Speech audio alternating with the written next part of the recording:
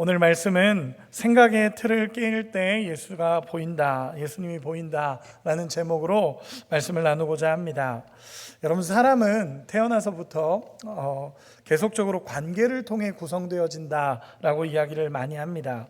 우리가 태어났을 때는 삶의 도식이라는 게 없죠. 쉽게 얘기해서 우리가 가진 프레임이나 틀이라는 게 태어났을 때는 없습니다. 그러나 우리가 살아가면서 아기 때도 그렇고 우리가 청소년, 성인, 청년, 성인기를 지나면서 우리가 가지고 있는 문화적인 것과 우리의 환경들이 때로는 시간이 지남에 따라서 우리의 도식이 되기도 합니다. 우리의 틀이 되고 프레임이 된다라는 거죠. 이런 부분들은 그래서 우리가 많이들 이야기하죠. 우리가 살아온 환경이, 우리가 살아온 문화가 그 사람의 인생의 많은 부분을 결정한다라고 얘기들을 많이 합니다. 그리고 이거는 언제부턴가 나의 틀이 되고 나의 프레임이 되기 시작하는 것입니다. 사실 이 틀을 깨기 위해서는 굉장히 어렵고 이 틀은 사실 잘 변하지 않는다라고 이야기를 합니다. 그렇기 때문에 이 내가 가지고 있는 틀과 프레임을 깨기 위해서는 정말 과감한 결단과 포기가 있어야만 이 틀이 깨진다라고 많이들 이야기합니다. 제가 예전에 청년 사역을 오래 하다 보니까 청년들이 이제 결혼을 하고 신혼부부가 되고 그리고 나서 가끔 만나서 이야기하면 참 재밌는 얘기들을 많이 합니다. 그 중에 대표적인 얘기들이 신혼부부가 몇 개월 지나고 나니까 굉장히 많이 싸운다라는 겁니다. 집안에서 굉장히 많이 다투고 굉장히 많이 싸운다라는 것입니다. 신혼 때 많이 싸우잖아요. 그렇죠? 여러분도 혹시 신혼 때 싸우셨습니까? 아무도 안 싸우셨습니까? 아무도 안 싸우셨습니까? 저는 신혼 때 참 많이 싸웠습니다. 저는 신혼 때 결혼하고 나서 정말 많이 싸웠습니다. 처음에는 굉장히 신혼으로 즐겁게 보냈는데 그러다가 시간이 조금 지나니까 진짜 치열하게 싸우는 겁니다. 눈만 마주치면 싸우고 그냥 안 겪어보셨습니까? 혹시? 이렇게 많이 싸웠습니다. 근데 그러다가 어느 날 왜 이렇게 싸울까? 저는 그렇게 싸움을 좋아하는 사람도 아니고 막 이렇게 부딪히는 사람도 아닌데 왜 이렇게 싸울까라고 고민을 생각해 보다 보니까 그런 생각이 들었습니다. 살아온 환경이 다르구나. 나는 이렇게 살아왔고 아내는 이렇게 살아보다 보니까 이렇게 결혼하고 나니까 부딪히는 게 많구나라는 겁니다. 저는 양말을 거꾸로 벗어나도 괜찮고 저희 아내는 안 되고 이런 것들이 있잖아요. 그러니까 살아온 특징들이 결국 부딪히게 만드는구나라는 생각이 들었습니다. 그러다 보니까 시간이 지나면서 그 틀들이 조금씩 깨지고 나니까 이제 같이 사는 것이 즐거워지고 또 싸우지 않게 되고 이런 과정을 거치게 되는 것 같습니다. 제가 왜 오늘 이 이야기로 시작을 하냐면 오늘 본문의 말씀 때문에 그렇습니다. 오늘 본문의 말씀을 보면요, 우리의 눈을 가리고 있는 틀 때문에, 우리가 가지고 있는 이런 프레임 때문에 예수님의 말씀을 들어도 제대로 들리지 않고 예수님을 만났음에도 불구하고 예수님을 예수님으로 보지 못하는 많은 사람들이 오늘 본문에 등장하기 때문에 그렇습니다. 오늘 본문의 내용을 살펴보면 이렇습니다. 오늘 본문으로 들어가면 예수님께서 마태복음 13장에 보면 천국 비유를 하십니다. 하나님 나라는 이런 거야, 천국은 이런 거야 라고 하면서 예수님께서 천국에 대해서 말씀을 하십니다. 하나님 나라 복음을 전하시고요, 예수가 생명이라는 복음을 전하시고요, 회개하라 천국이 가까웠느니라 라고 말씀하시며 하나님 나라에 대해서 막 전하십니다. 그리고 하나님 나라에 대해서 다 전하시고 난 이후에 이제 고향으로 내려가시는 장면으로 오늘 본문이 시작이 됩니다. 그래서 53절에 보면 예수께서 이 모든 비유를 마치신 후에 그곳을 떠나서 고향으로 돌아가사라고 기록이 됩니다. 쉽게 표현해서 말씀을 다 전하고 나서 예수님도 고향으로 가신 겁니다. 예수님도 고향으로 내려가셨습니다. 고향으로 내려가셔서 예수님이 뭘 했냐 하면 회당으로 가셔서 말씀을 전하셨습니다. 예수님의 이 지금 말하는 이 고향은 베들레헴이 아니라 나사렛입니다. 나사렛이라는 곳에서 예수님은 어린 시절부터 청년 시절까지 함께 보냈고 그곳에 있는 많은 사람들을 예수님은 알고 있었을 것입니다. 왜냐하면 예수님이 살았던 동네니까. 그 동네에 도착을 하면 예수님이 많은 사람들을 알고 있었을 거고 많은 사람들도 예수님을 알고 있었을 것입니다. 그게 그 나사렛이라는 동네에서의 예수님의 모습입니다. 그런데 예수님이 고향으로 돌아가셔서 공생의 사역을 시작하시고 나서 고향으로 돌아가시는 장면입니다. 고향으로 돌아가셔서 회당에서 예수님께서 말씀을 전하십니다. 하나님의 말씀을 전하십니다. 동일하게 앞뒤 문맥을 봤을 때 하나님 나라를 전하셨을 겁니다. 예수님이 하나님 나라를 전하시면서 하나님 나라는 이런 곳이다, 회개하라, 천국이 가까웠느니라, 하나님은 예수 그리스도를 믿어라, 길이요 진리요 생명이신 예수님을 전하시고 하나님 나라를 막 전하셨습니다. 그러자 어떤 반응이 일어나냐 하면 모두가 놀라기 시작합니다. 예수님이 고향으로 돌아가셔서 그곳에서 예수님의 말씀을 전하실 때, 하나님 나라를 전하실 때 수많은 사람들이 놀라기 시작합니다. 그 하나님 나라의 복음이 전해지니까 거기에 있는 수많은 사람들이 은혜 받기 시작하고, 회당에 있던 사람들이 다 예수님이 이런 말씀을 전하네 라고 하면서 은혜가 경험되어지기 시작합니다. 그 본문이 54절입니다. 우리 54절 같이 한 번만 읽어보겠습니다. 시작. 고향으로 돌아가사 그들의 회당에서 가르치시니 그들이 놀라 이르되 이 사람의 이 지혜와 이런 능력이 어디서 났느냐. 아멘. 고향에 있는 사람들이 다 놀라는 겁니다. 예수님이 말씀을 전하시기 시작하고 하나님 나라를 선포하시기 시작하고 복음을 전하시기 시작하니까 사람들이 다 놀랍니다. 그래서 오늘 본문에 보면 여기서 놀라 이르되 라는 이 표현은요, 원어적으로 봤을 때 얻어맞았다 라는 표현이기도 하고 압도되다 라는 표현을 이 원어적으로 사용이 됩니다. 그럼 이 이야기는 뭐냐면, 예수님이 말씀을 전하셨을 때, 하나님 나라를 전하셨을 때 이 경이로움으로 말미암아 정말 압도되는 경험이 그들에게 있었다는 것입니다. 경이로움으로 말미암아, 그 말씀의 은혜로 말미암아 압도되어지고 그 말씀의 은혜로 말미암아 얻어맞은 것처럼 큰 충격이 그들에게 다가왔다라는 것입니다. 그리고 그 뒤에 뭐라고 하냐면, 이런 지혜와 이런 능력이 어디서 났느냐라고 표현을 합니다. 이 얘기는 뭐냐면 그들의 마음에 분명한 부딪힘이 있었던 겁니다. 이런 지혜와 이런 능력이 대체 어디서 나오는 거냐라는 것은요, 그 메시지에 모두가 놀랐고 하나님 나라를 경험했고 예수님이 전한 그 메시지에 힘이 있어서 그들에게 은혜가 되었고 능력이 되었다라는 것을 이야기하고 있는 것입니다. 회당에서는 사람들이 그 바리새인과 서기관들이 말씀을 전합니다. 그 말씀과 다른 겁니다. 예수님의 말씀이. 회당에서 그동안 바리새인이 전했고 서기관들이 전했던 그 말씀과 예수님의 말씀은 전혀 다른 겁니다. 그러니까 보면 놀랐다라는 표현은 얻어맞은 것 같은 충격, 그리고 뭔가 압도되는 그 경이로움을 그들이 경험한 것입니다. 하나님의 능력과 하나님의 지혜가 그 고향에서도 예수님의 말씀을 통해서 경험되어진 겁니다. 그러면 이렇게 한번 물어보고 싶습니다. 여러분, 하나님의 은혜가 경험되어지고 하나님의 지혜가 경험되어지고 하나님의 능력이 내 삶에 경험되어졌을 때의 올바른 반응이 뭡니까? 여러분 어떻게 반응하시겠습니까? 하나님의 말씀이 내 삶에 경험되어지고 하나님의 은혜가 내 마음에 경험되어지고 하나님의 말씀이 깨달아졌을 때 어떻게 반응하시겠습니까? 보통의 반응은 하나님의 은혜가 깨달아지면 그 은혜에 대한 감사가 표현됩니다. 그렇죠? 하나님 감사합니다. 하나님의 은혜가 내 삶에 머물매 너무너무 감사합니다. 하나님의 은혜가, 하나님의 말씀이 제 삶에 들려짐에 너무너무 감사합니다 라는 반응이 나오던가, 아니면 어떤 반응은 회개로 나올 수도 있겠죠. 하나님의 말씀이 깨달아지고 하나님의 음성이 들렸을 때 베드로가 반응했던 것처럼, 주여 나를 떠나소서, 나는 죄인입니다.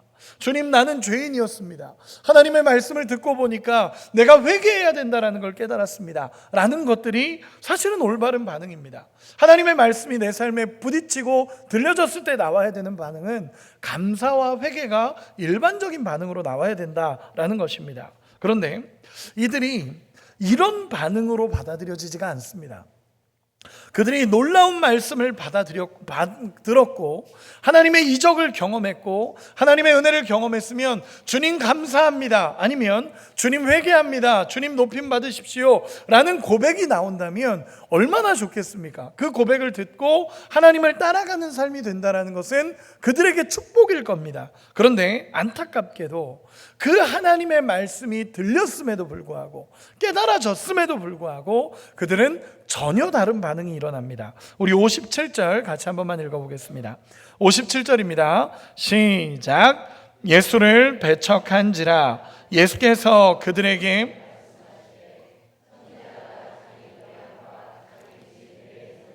존경을 받지 않음이 없느니라 하시고. 아멘. 여러분, 이런 반응이 일어나 버린 겁니다. 예수님의 말씀이 분명히 들렸고 깨달아졌고 얻어맞은 충격처럼 예수님의 말씀이 너무 충격적으로 들렸고 그 경이로움 앞에서 압도되는 경험이 있었음에도 불구하고 57절에 보면 예수를 배척한지라 라는 반응이 나옵니다. 여러분, 배척하다라는 것의 원어적인 것을 의미를 보면 이 단어는요, 걸려 넘어지다 라는 의미를 갖습니다. 즉 성경은요, 그들이 걸려 넘어졌다라는 표현입니다. 예수를 배척했다라는 이 표현은요, 무언가에 걸려 넘어졌다라는 것입니다. 예수님의 그 엄청난 말씀을 듣고 그 경이로움에 압도되었고 하나님의 은혜를 경험했음에도 불구하고 무언가에 걸려 넘어진 것이 지금 이들의 고향에 있는 이들의 모습이라는 것입니다. 놀라운 은혜를 경험했음에도 불구하고 그들은 걸려 넘어집니다. 하나님의 은혜를 경험했음에도 불구하고 그들의 마음에 있는 무언가에 걸려 넘어져서 예수를 배척해버렸다라는 것입니다. 그럼 그 걸려 넘어지는 이유가 뭐냐는 것입니다. 우리 55절, 56절에 나타납니다. 같이 읽겠습니다. 시작. 이는 그 목수의 아들이 아니냐? 그 어머니는 마리아, 그 형제들은 야고보, 요셉, 시몬, 유다라 하지 않느냐? 그 누이들은 다 우리와 함께 있지 아니하냐? 그런즉 이 사람의 이 모든 것이 어디서 났느냐 하고. 아멘. 여러분, 이들이 이런 이유 때문에 예수님이 안 보이기 시작합니다. 어떻게 얘기하냐면 저 사람, 이렇게 말씀을 전하고 있는 저 사람 목수 아들 아니야? 마리아 아들 아니야? 그 형제, 그 자매, 우리가 다 알고 있는 그 사람이잖아. 예수라고 말하는 사람, 저 사람, 우리가 알고 있는 그 사람 아니야? 라면서 받아들이지 않습니다. 예수라는 사람, 아버지가 일찍 돌아가셔서 혼자 목수일을 하고 있었던 마리아 아들 아니야? 맞잖아, 그 사람 아니야? 라고 하면서 예수님을 그저 예수님의 말씀을 들었던 것을 잊어버리고 예수님을 그저 내가 알고 있는 어떤 한 사람으로 보기 시작하면서 말씀의 은혜가 다 사라져버리는 것입니다. 쉽게 표현해서 이렇습니다.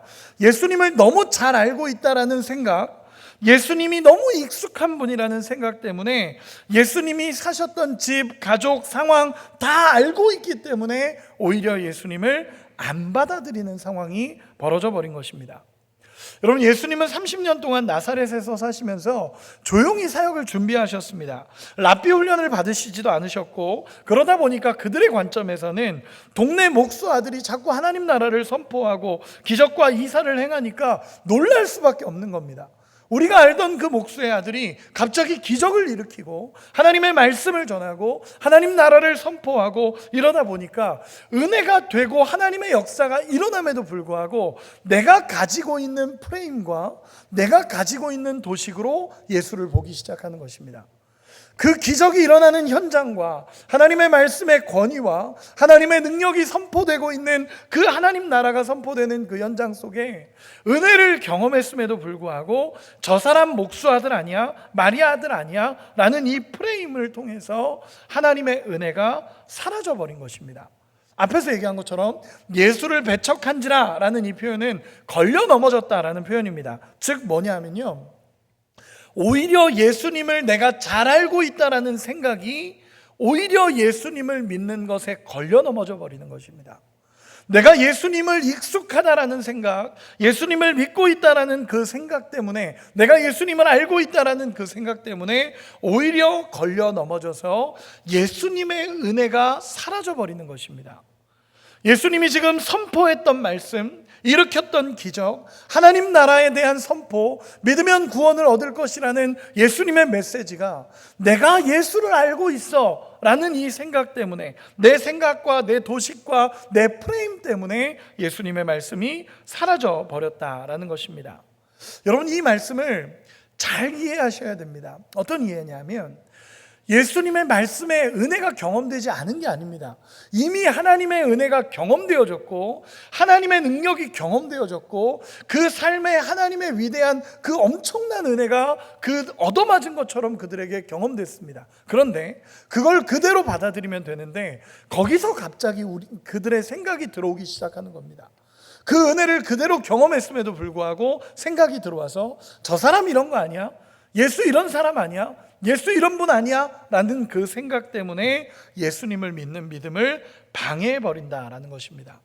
여러분, 익숙함과 고정된 패러다임이 예수님이 하나님의 아들이시라는 것을 안 보이게 만드는 것입니다. 여러분, 이 말씀이 잘 이해되기를 소망합니다. 저는요, 이 말씀을 준비하면서 그런 마음이 들었습니다. 어쩌면 우리의 생각이, 우리가 예수님을 알고 있다라는 생각, 우리가 예수님과 익숙하다라는 생각 때문에 예수님과 함께한 예수님의 말씀이 그대로 우리 안에 들려지지 않고 내 생각과 내 프레임 안에서 예수님의 말씀이 걸러져 버리는 것입니다. 그러다 보니까 은혜로 우리에게 말씀이 다가오지 않는 것입니다. 여러분, 지난주 본문은요, 나하만 장군을 보면서 나하만 장군은 그 하나님의 음성을 듣고 내가 믿음을 선택하느냐 마느냐의 문제였습니다. 그런데 오늘 본문에서 이야기하는 것은 그 선택의 문제가 아니라 예수님을 알고 있기 때문에, 예수님을 때로는 알고 있기 때문에 어쩌면 내가 예수님을 선택하지 못하고 있는 이들의 모습이 나타나고 있는 것입니다. 그래서 저는 오늘 이 말씀을 통해 우리 성도님들과 두 가지를 함께 나누기를 원합니다. 두 가지의 핵심 가치를 나누기 원합니다. 저는 신앙생활을 하면서 항상 두 가지가 같이 가야 된다고 생각합니다. 하나는 뭐냐면 우리가 하나님을 바라보아야 되는 관점에서의 하나와, 또 하나는 우리의 삶에서 죄된 영역이 깨어지는 역사, 이 두 가지가 같이 일어날 때 우리의 삶의 변화가 일어날 줄로 믿습니다. 그래서 오늘 본문을 기준으로 두 가지를 이야기하고 싶습니다. 첫째는 뭐냐면 예수님의 말씀이 내 마음에 그대로 부딪혔다면, 예수님의 말씀이 내 안에 들려졌고 예수님의 음성이, 예수님의 은혜가 내 안에 부딪혔다면 그대로 신뢰하고 순종할 수 있는 우리가 되기를 소망합니다. 여러분, 정말로 하나님의 말씀이 내 안에 들려졌을 때 내 생각으로 예수님의 말씀을 컨트롤하려고 하지 마시고 예수님의 말씀을 그대로, 있는 그대로 받아들일 수 있는 축복이 우리 가운데 있기를 소망합니다. 56절에 보면 이렇습니다. 이 사람의 이 모든 것이 어디서 났느냐라고 표현합니다. 그들이 보면서 이 사람의 이 모든 것이 어디서 났느냐라고 생각을 합니다. 여러분, 이 표현은 뭐죠? 그들이 경험한 겁니다. 이 사람의 이 생각과 이 능력과 이 은혜가 그들에게 경험된 겁니다. 그러면 그대로 받아들이면 됩니다. 하나님의 은혜가 경험되었고 하나님의 말씀이 경험됐으면 그냥 그대로 그 말씀을 받아들이고 내 삶에 예수님을 신뢰하고 순종하는 은혜가 먼저 나와야 됩니다.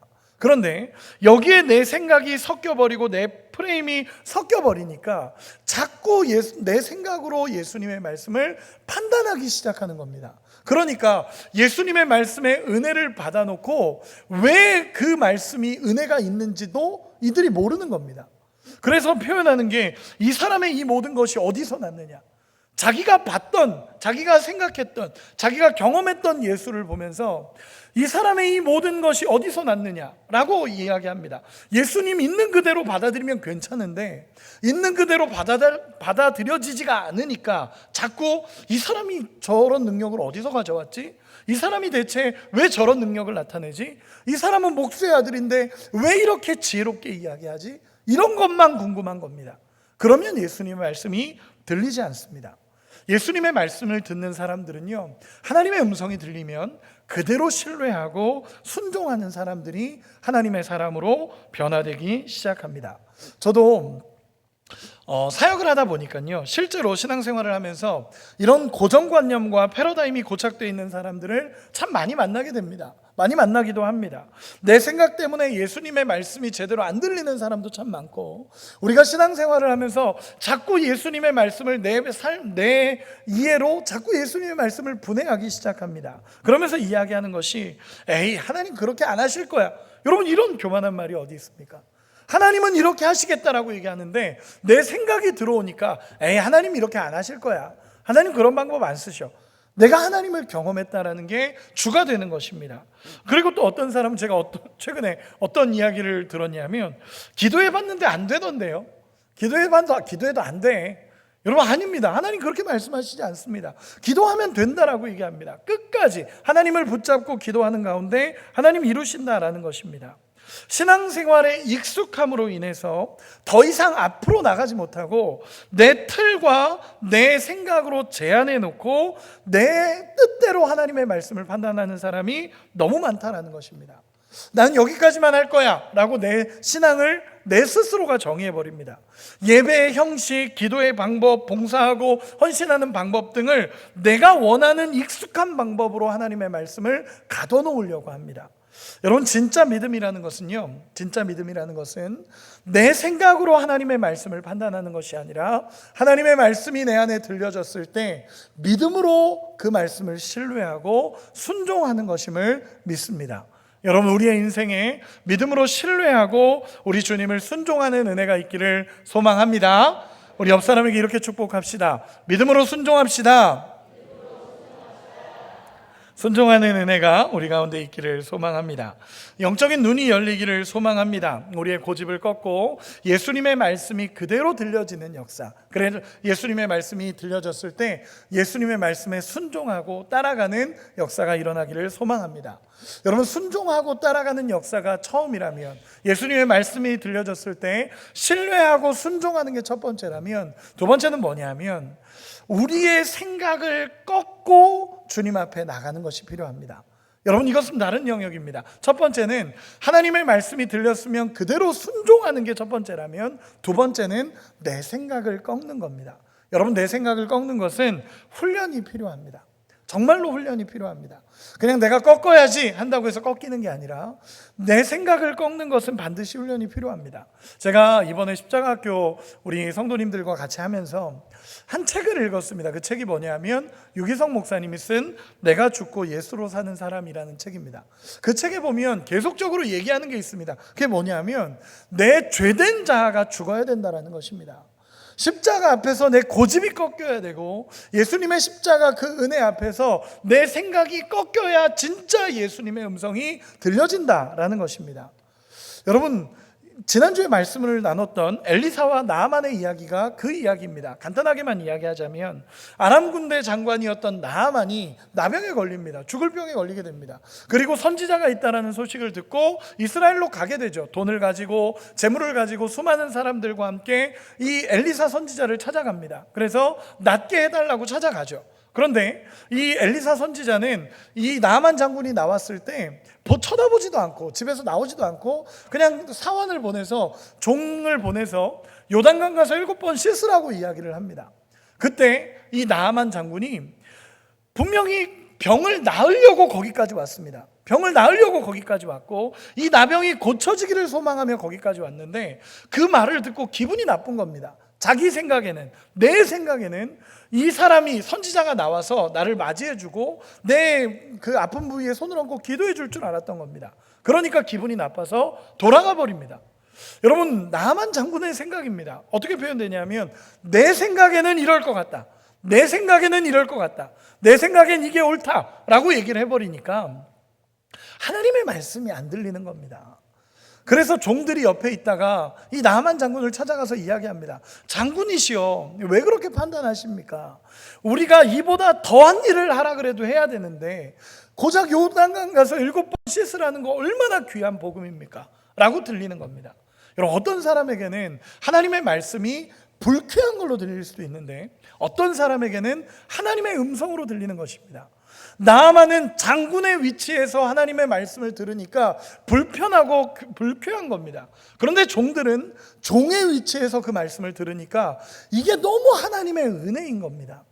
여러분, 내 생각이라는 게 이렇습니다.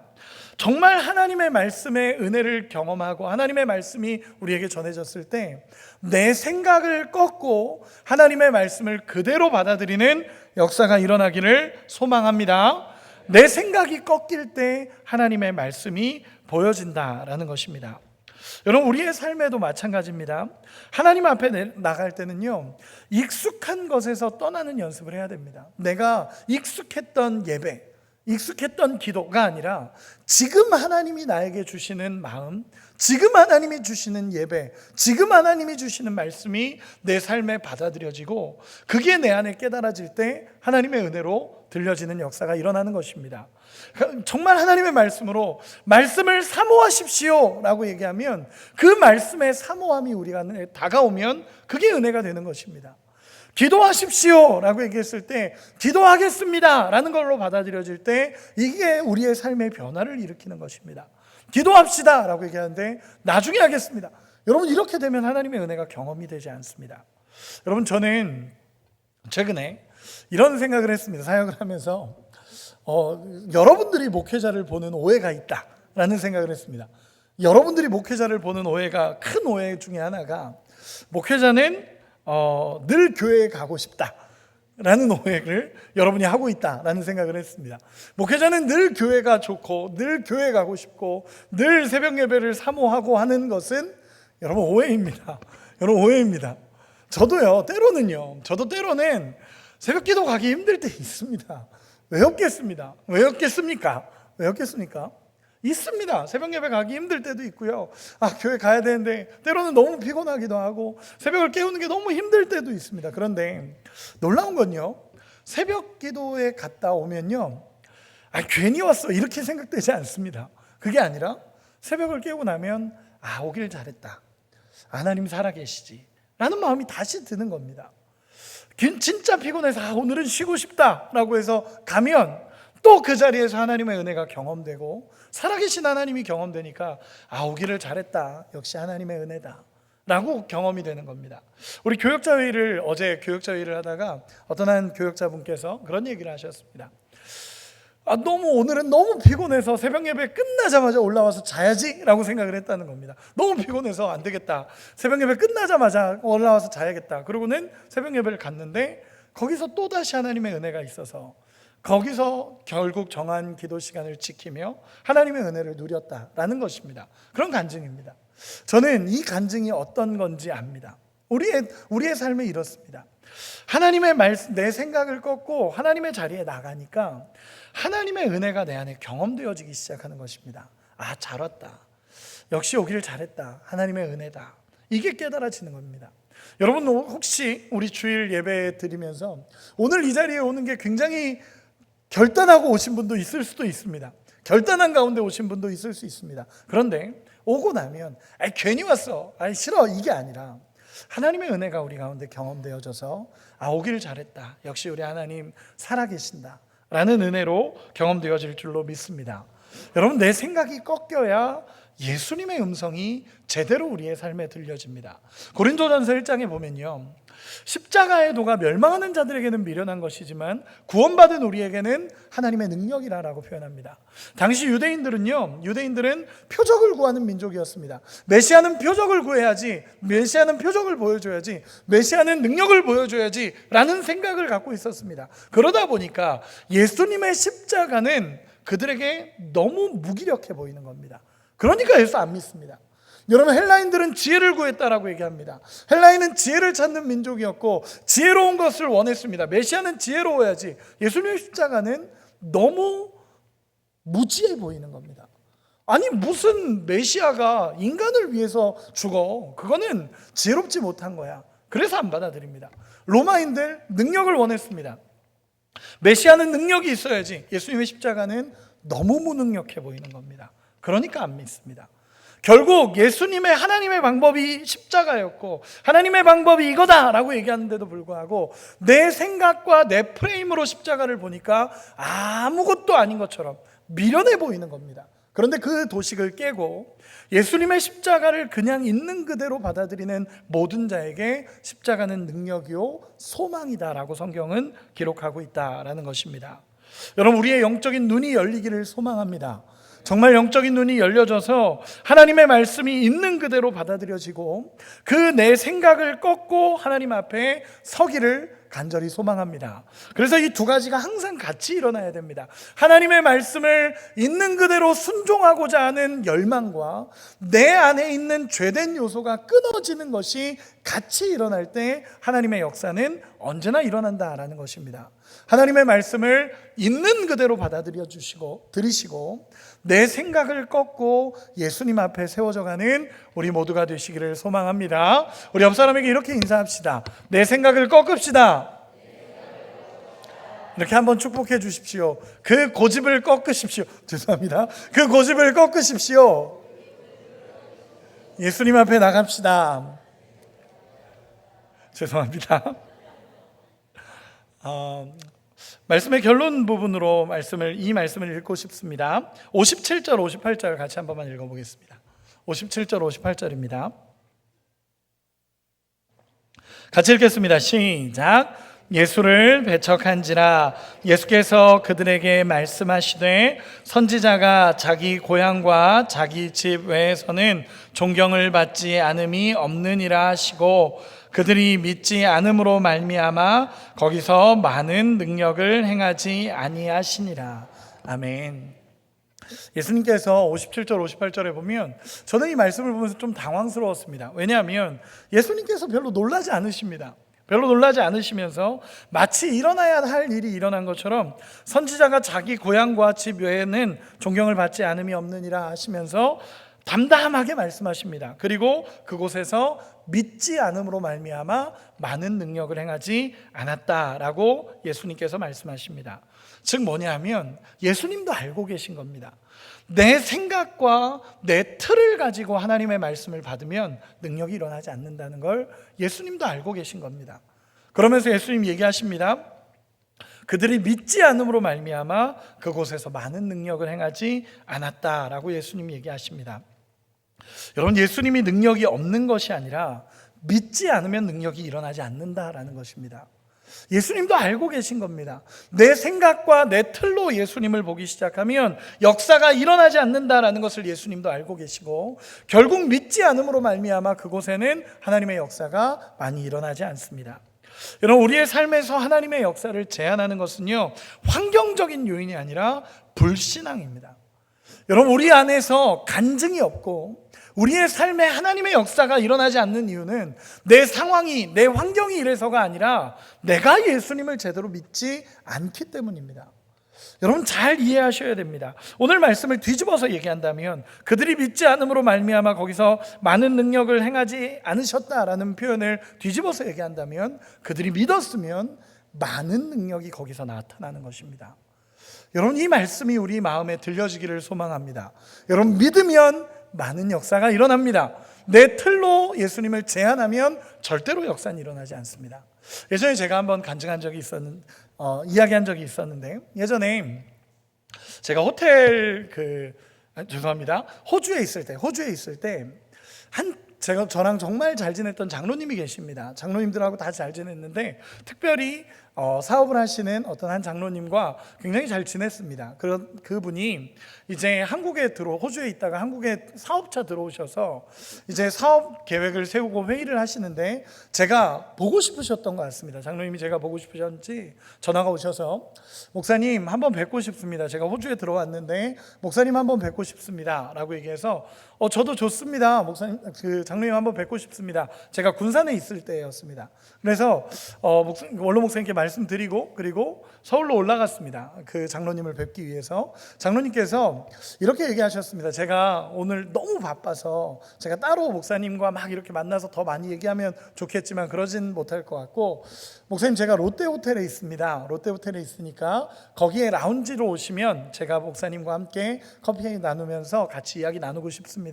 이렇게 연락이 오신 겁니다. 그래서 제가 롯데호텔로 이제 그 장로님을 보러 가게 됐습니다. 갔는데 우리나라에서 제일 좋은 호텔 중 하나잖아요. 그 호텔에 갔는데 너무 멋있더라고요. 막 멋있고 그래가지고 좋다 그러면서 이렇게 들어갔습니다. 그리고 라운지층을 딱 누르고 딱 들어갔는데 라운지를 딱 들어갔는데 엘리베이터가 열리는데 갑자기 커피 향이 막 쫙 들어오는 겁니다. 제가 커피를 엄청 좋아하거든요. 근데 커피 향이 막 이렇게 들어오는데 너무 좋은 겁니다. 와, 여기 진짜 커피 맛있겠구나. 그리고 정말 맛있는 디저트들과 수많은 것들이 이렇게 눈앞에 보여줬습니다. 그래서 와, 진짜 여기 좋다 그러면서 자리에 앉았습니다. 자리에 앉았는데 이제 그 종업원 분이 오셔서 제게 뭐 좀 드릴까요? 라고 물어보시더라고요. 그래서 제가 아니요, 지금 주문하지 않겠습니다. 제가 손님이 오시면 같이 주문하겠습니다. 좀만 기다려주세요. 그러면서 그분에게 돌려보냈습니다. 그리고 나서 기다리고 있는데 너무 좋아 보이는 겁니다. 그런데 제 마음에 예전에 들었던 게 하나 있는 겁니다. 그게 뭐냐면 호텔 커피는 정말 비싸다 라는 얘기를 들었습니다. 한 잔에 3만 원, 5만 원 뭐 이런다 그래서 이거는 내가 먼저 먹기는 애매하다 라는 생각이 들어서 안 먹고 그냥 기다리고 있었습니다. 그런데 장로님이 연락이 오셔서 장로님께서 목사님 조금 더 기다려주세요. 회의가 좀 더 늦어지네요. 목사님 기다려주세요 라고 얘기하더라고요. 그렇게 해서 계속 기다렸습니다. 눈앞에는 커피와 눈앞에는 맛있는 것들과 이렇게 가득한데 그냥 기다리고 혼자 있었습니다. 그런데 이제 또 종업원이 오셔서 뭐 좀 드릴까요? 라고 다시 물어보시더라고요. 그래서 제가 아니요, 저는 이제 손님이 오시면 제가 같이 주문을 하겠습니다. 그냥 이렇게 얘기를 했습니다. 그리고 나서 이제 장로님이 늦게 오셨습니다. 조금 회의가 길어져서 늦게 오시면서 목사님 너무 반가워요. 제가 회의가 늦었네요. 그러면서 앉으시면서 종업원을 이렇게 부르시는 겁니다. 그래서 제가 장로님께 가서 장로님, 오늘은 제가 사겠습니다.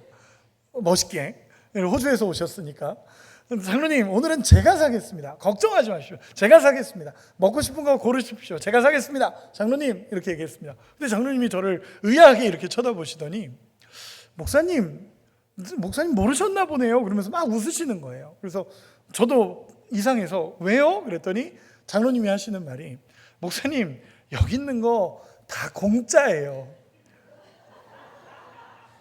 다 공짜라는 겁니다. 그때 막 공짜였구나. 먼저 누릴 수 있었던 거를 저 혼자 모르고 있었던 겁니다. 제가 그래서 장로님하고 잘 이야기하고 마무리하고 돌아오는데 제 마음에 그런 생각이 드는 겁니다. 제 마음에 드는 생각이 하나님은 우리에게 다 주셨는데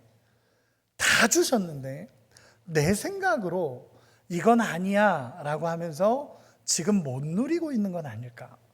하나님이 지금 나에게 다 주셨고 모든 것을 이루어 주셨다라고 하시는데 나는 내 생각과 내 틀로 하나님을 제한하고 있지는 않을까라는 생각이 들었습니다. 여러분, 정말 우리가 우리의 생각을 꺾고 하나님의 은혜를 보면 하나님은 우리에게 모든 것을 주셨음을 깨닫는 은혜가 있을 줄 믿습니다. 지금도 하나님은 우리에게 다 주셨습니다. 우리의 틀을 깨고 하나님의 말씀을 그대로 받아들일 때 하나님의 역사는 일어납니다. 저는 오늘 본문을 보면서 우리가 기억해야 할 것을 이렇게 이야기하고 싶습니다.